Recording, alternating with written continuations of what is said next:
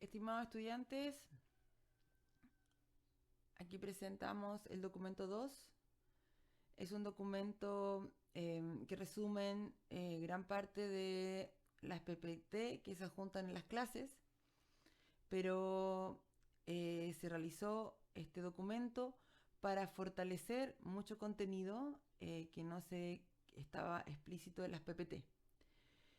Por lo tanto, este documento lo voy a dividir en dos partes. Esta es la primera parte que voy a analizar, ¿cierto?, la definición de algunos servicios de exportación, qué se entiende por servicio de exportación y qué beneficios trae el servicio de exportación. Quisiera analizar que este documento se sustenta en lo expuesto por la Subsecretaría de Relaciones Económicas Internacionales, Servicio Nacional de Aduana y otros documentos de apoyo.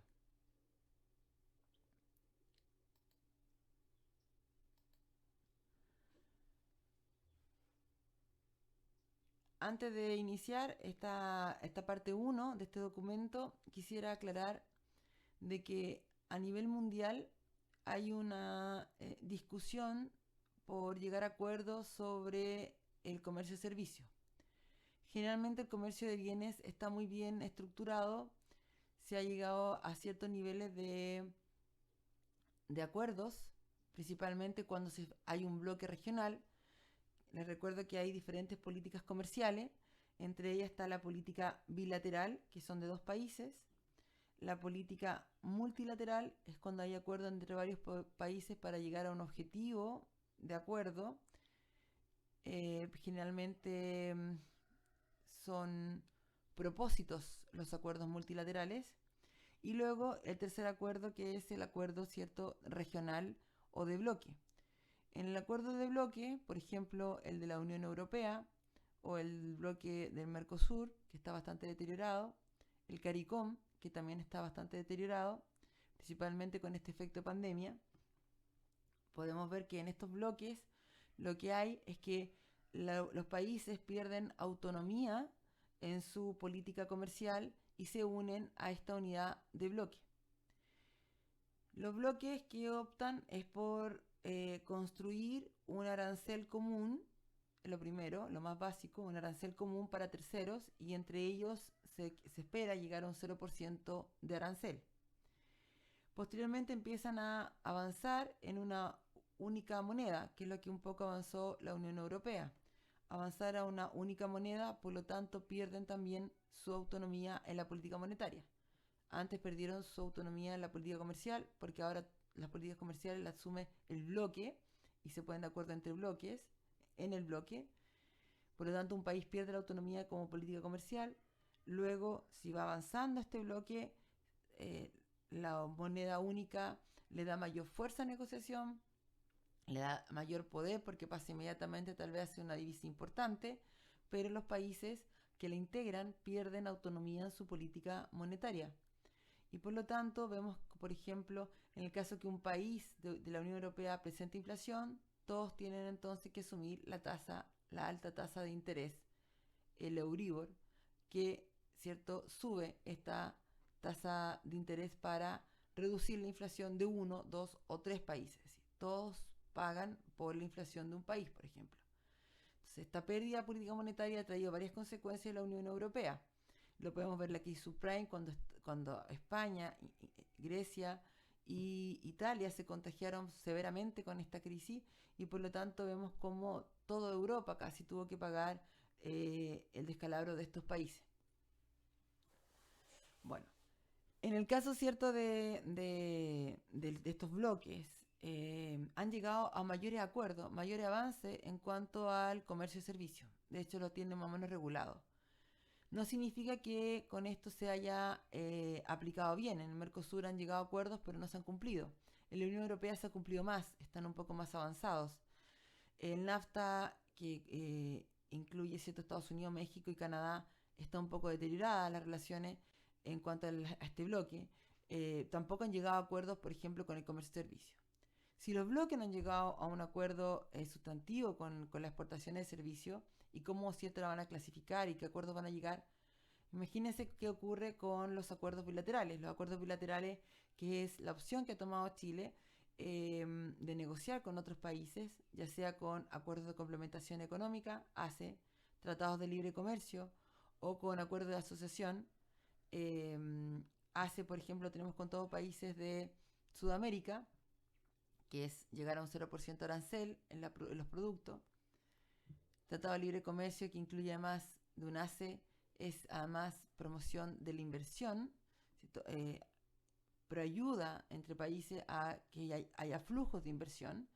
Y el acuerdo de asociación, ¿cierto?, que incluye un ACE, pero además incluye algún factor o sector, ¿cierto?, que busca asociarse y promover la inversión. No es la totalidad de la promoción de inversión, sino que en algunos ciertos sectores. Nosotros tenemos un acuerdo de asociación con la Unión Europea y tratados de libre comercio tenemos, por ejemplo, con Japón, con Rusia, con China, etc. México, Estados Unidos, Canadá, tratados de libre comercio. De hecho, uno de los más completos se piensa que fue el que se realizó con Canadá. Aún así, sabemos que no han incluido todos los reglamentos para identificar qué tipo de servicios van a ser realmente ingresados en este tratado de libre comercio. Y es por lo tanto importante saber qué es lo que se clasifica y qué se entiende a nivel mundial por la clasificación de los servicios. La Organización Mundial del Comercio, la OMC, define el comercio de servicios como el suministro de un servicio mediante el uso de 4 modos de servicio. Comercio de servicio, es decir, servicio portable, como un suministro de un servicio mediante 4 modos de servicio.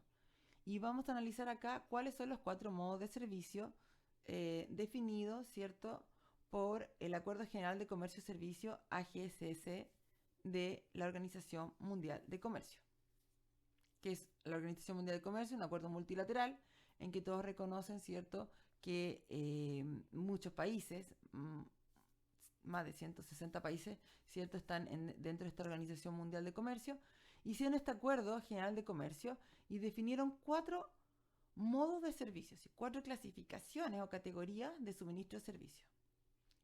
Todos lo que se relaciona con servicio de exportación. Estamos hablando de servicio de exportación. Lo definieron en 4. Esto permitiría, ¿cierto?, llegar a acuerdos o facilitar los acuerdos entre países de cómo se va a regular este comercio y servicio. 1, tenemos el suministro transfronterizos. Abarca por definición las corrientes de servicio de territorio de un miembro al territorio a otro miembro. Por ejemplo, los servicios bancarios o los servicios de arquitectura. Suministro transfronterizo. Abarca por definición la corriente de un servicio del territorio de un miembro al otro, pero solamente la corriente del servicio, es decir, la prestación del servicio de un país a otro. Eso se analiza como servicio bancario o servicio de arquitectura prestado a través de un sistema de telecomunicaciones o por correo. No es que los miembros pasen a otra frontera, sino que solamente es el flujo o la corriente de servicio el que traspasa fronteras. Ese sería suministro transfronterizo. El segundo, consumo en el extranjero. El consumo en el extranjero se refiere a las situaciones en que un consumidor de servicio, por ejemplo, turista o paciente, se desplaza al territorio del otro miembro para obtener un servicio. Si en el suministro transfronterizo no hay traslado de una persona a otro país, solamente es el servicio el que fluye mediante un sistema de telecomunicaciones o correo. En el consumo en el extranjero, sí hay un traslado o un desplazamiento de un miembro a otro territorio para obtener el servicio. Obviamente, por ejemplo, el turista o un paciente que va a otro país, que por lo tanto se convierte en servicio de exportaciones de salud, cuando un miembro va a ese país a esos servicios de salud. O cuando un turista se traslada a otro país, ¿cierto?, a tener ese servicio turístico.